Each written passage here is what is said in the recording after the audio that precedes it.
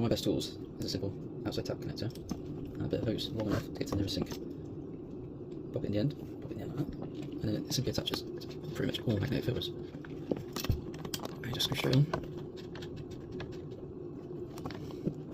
So you want the hose long enough so it'll fit to you if there was a sink nearby, so the longer the better for the hose.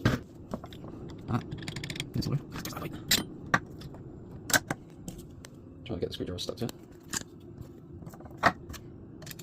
And simply blast it through. And do that until it runs clear. Usually stop it once, and then give it another blast, just to try and clear the magnetite off the mag. You can see you're getting surges of black. Like that. Take it off, take the hose off, into the bucket. Back in.